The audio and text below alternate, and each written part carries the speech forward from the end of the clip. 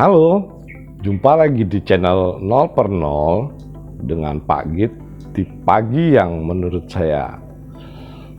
Pak Git ini pagi yang cerah ya.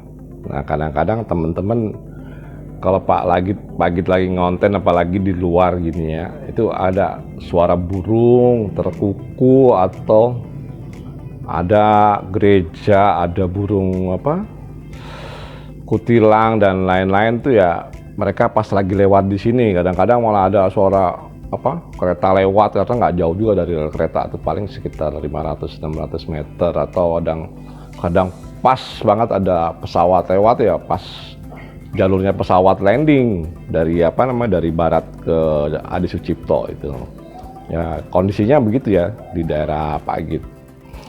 Oke, untuk materi yang kita akan bahas kali ini adalah permintaan dari teman-teman sendiri ya. Saya coba ambil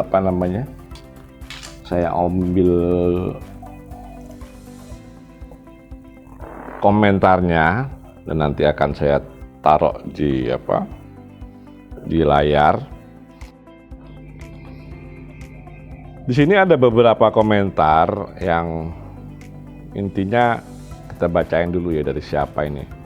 Dari Almira Sukoco, anak muda Karang sudah tercemar dengan TikTok Pak Git. Nah, kemudian ada lagi dari Billy Agis, bahas bahaya terlalu memainkan TikTok Pak Git. Oke. Kali ini saya turuti permintaan teman-teman tentang TikTok. Sebelumnya kita bahas malah masalah TikTok ya. Jadi kita buat definisi umum dulu ya, jadi belum definisi spesifik ya. TikTok itu apa sih? TikTok itu sebetulnya kan platform ya. Platform yang bentuknya rata-rata di situ video atau isinya bisa macam-macam lah. Isi konten tentang video itu macam-macam. Ada yang positif, ada yang negatif. Begitu juga dengan ada juga yang langsung live terus mereka melakukan jual beli itu atau promosi produk mereka. Baik, sebelum kita bahas lebih lanjut, Pak Git akan melihatkan beberapa akun TikTok. Ya, Pak Git ambil yang tidak terlalu vulgar juga, tapi ya tidak yang ceramah juga, yang isinya mungkin biasa-biasa aja dulu ya. Jadi yuk kita lihat dulu ya, kita cek dulu beberapa akun TikTok tersebut. Padaku sekuatmu, lukai hatiku sesukamu.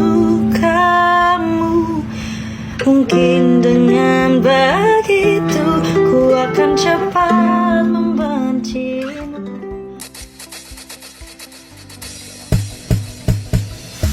Sebelum gelap kita tertawa, berjanji setia sampai ujung. Di dalam akun tersebut ya itu hanya sekedar yang satu itu bernyanyi, maksudnya memang bernyanyi ya, bukan lip sync. Yang satu akun lagi itu sekedar lip sync lah, sekedar isinya menghibur diri.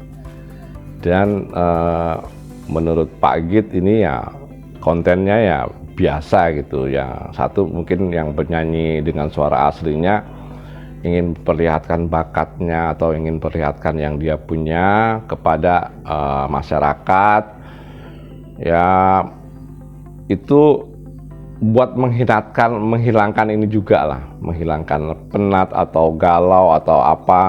Nanti kalau soal dia jadi ngetop gara-gara konten yang dibuat itu bonus lah kalau menurut Pak Git. Itu nggak beda juga dengan akun yang kedua yang sekedar hanya dengan lip sync aja gitu ya. Jadi kayak diputar lagu terus lip sync itu ya gerak bibirnya mengikuti apa namanya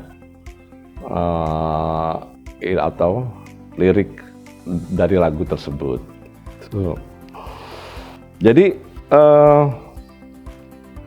Pak Git berharap kepada teman-teman untuk menilai sesuatu itu harus dari berbagai sisi ya. Udah berulang kali Pak Git ingatkan gitu loh. Jadi kita tidak bisa memandang sesuatu itu dengan satu sisi. Misalnya tadi pendapatnya anak muda sekarang tercemar dengan TikTok, ya nggak bisa disalahin ya. Itu tidak bisa disalahin, yang artinya begini. Perkembangan zaman, perkembangan teknologi, TikTok itu sebetulnya tidak beda ada video atau ada konten itu sebetulnya nggak beda dengan YouTube, dengan Facebook, Instagram atau X gitu ya. Itu sebetulnya nggak beda gitu loh. Cuman permasalahannya adalah mindset dalam diri kita. Mindset dalam diri kita itu kadang kalau kita pandang dari sisi negatifnya itu adalah banyak yang ke brainwash itu. Mungkin karena terlalu banyak jadi isi dalam otaknya itu ke brainwash atau cuci otak gitu. Karena kalau udah sampai ke titik brainwash ini yang bahaya gitu loh. Kalau TikTok sendiri tidak bahaya. TikTok sama YouTube sama ya platform yang sejenisnya itu sebetulnya sama aja. Yang di situ isinya ada humor, ada musik, ada berbagai macam ilmu yang di-share gitu kan, dan berbagai kesenian dan macam-macam lah isinya. Jadi semuanya itu sifatnya netral. Netral tuh kalau kita bisa menganalogikan, contohnya seperti TikTok tuh hanya sebagai media atau air tuh ya, air di gelas kita isi air putih. Nah, air putih ini mau kita buat rasanya manis, pahit atau asam itu kan tergantung isinya, bukan air putihnya, maksudnya bukan medianya. Kalau TikTok kan sih sifatnya netral gitu. Jadi pandangan kita pertama yaitu harus netral kepada TikTok. Yang kedua, apa yang diisi. Kalau yang diisi itu negatif, hingga bisa mencuci otak, makanya hasilnya akan negatif. Tapi yang komen kedua terlalu banyak, nah ini kalau sudah masuk kata terlalu banyak artinya kan overdosis. Kalau banyakan sesuatu yang overdosis tidak baik apapun itu bentuknya. Pak Git akan menganalogikan TikTok ini pada sesuatu yang bukan TikTok gitu loh, pengaruh ya. Jadi yang disebut orang agama itu kan intinya kan baik juga, menyebarkan kebaikan. Tapi di sini Pak Git akan menganalogikan ada beberapa cerita, yang satu sifatnya ilustrasi ya, tapi yang satu sifatnya beneran. Oke, yang pertama kita buat ilustrasi ya. Pak Git ceritakan yang ilustrasi. Jadi pada suatu hari ada suami istri itu, dia pergi ke gereja. Pada saat di gereja, si suami ini lupa mematikan atau merubah modenya handphone itu menjadi silent. Jadi handphonenya itu berdering lah. Jadi saat peribadatan dilakukan di gereja, ini handphonenya ini sering bunyi gitu kan. Akhirnya pada saat dia mau pulang ditegur oleh pastor. Pastor ini menegur di depan umum hingga membuat orang ini menjadi malu. Kemudian akibat ditegur pastor, selama perjalanan ke rumah dengan istri, si istri pun ngomel gitu loh. Padahal ini perginya ke gereja gitu kan, tempat ibadah. Oleh karena itu, besoknya dia malas pergi ke gereja. Takut membuat suatu kesalahan dan akhirnya akan membuat mentally atau otaknya itu kecuci, brainwash tadi ya. Akhirnya dalam posisi yang lagi stres dan galau, pergilah dia ke sebuah bar. di sebuah bar itu karena masih apa ya, grogi lah mengingat kejadiannya itu. Nah ini dia mau minum gitu, tumpah membasahi bajunya. Nggak lama ada ya kayak office boy gitu membantu dan menolong dan membersihkan. Nah kemudian nggak lama kemudian datanglah manajer dari manajer perempuan lah gitu datang, terus membawakan minuman gantinya untuk dia, untuk si suami tadi ya, laki-laki tadi. Nah, setelah itu diberikan sambil berkata beginian, manajer perempuan tadi langsung berkata begini, tiap orang pasti melakukan kesalahan dan itu adalah hal yang biasa. Akhirnya pria apa yang terjadi? Setiap hari, setiap malam pria ini pergi ke bar untuk menghibur dan tidak pergi ke gereja. Nah, jadi dari sini kita bisa mengambil kesimpulan apa yang diisi. Ini gereja ya. Gereja itu kan konsepnya adalah tempat ibadah. Ini bar. Bar itu konsepnya tempat orang ya kalau boleh dikatakan mabuk, itu maksiat gitu ya. Akhirnya dia pergi ke tempat maksiat timbang dia pergi ke gereja karena pelayanannya lebih nyaman di sini.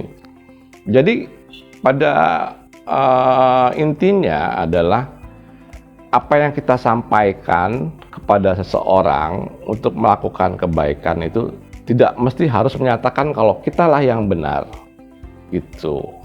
Jadi menurut saya ini inti ceritanya di situ. Jadi isinya itu apa gitu, isi dari yang di gereja tadi dan di bar tadi, hingga dia akhirnya memutuskan lebih baik aku ke bar timbang aku ke gereja.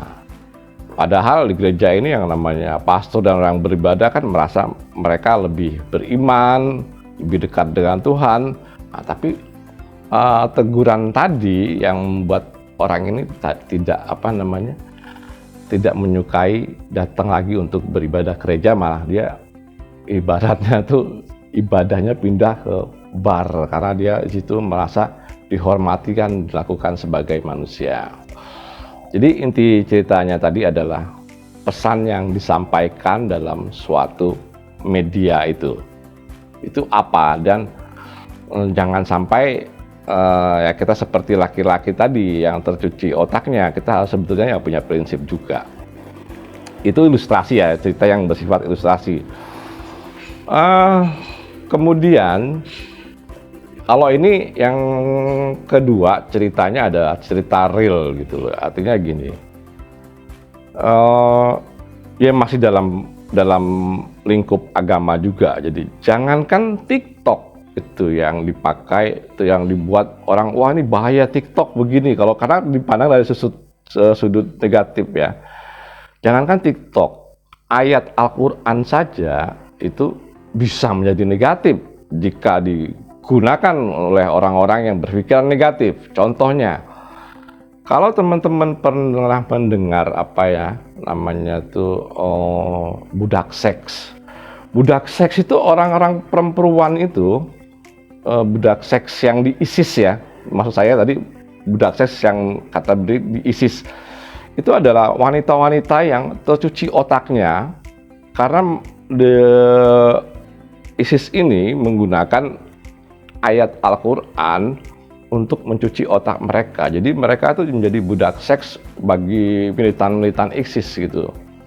Militan ISIS ini kan butuh ya melakukan kegiatan seks lah sebelum mereka perang, atau ya intinya sih sebetulnya buat refreshing mereka. Nah ini mereka mencuci otak para wanitanya, ini adalah jihad. Melakukan jadi budak seks itu adalah jihad. Seperti itu teman-teman. Jadi saya rasa cukup sekian dulu dan kita ambil kesimpulannya. Jadi sebetulnya tidak ada masalah di TikTok. Yang penting kita punya punya pendirian. Artinya ini adalah sebuah media yang telah saya analogikan tadi pada dua cerita, yang satu sifatnya ilustrasi, kalau yang satu memang real terjadi gitu ya. Yang satu dari cerita agama Kristen, terus yang kedua terjadi pada pada umat-umat Islam yang janjikan jihad yang nantinya akan masuk surga.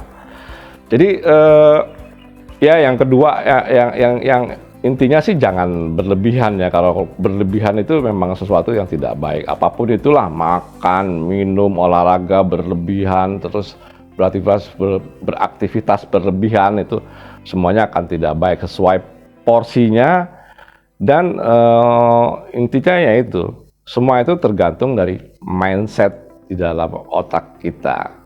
Oke teman-teman, Pak Agit rasa cukup. Demikian penjelasan tentang TikTok dan platform yang sejenisnya. Dan saya dan Pak Agit ucapkan pada teman-teman, terima kasih.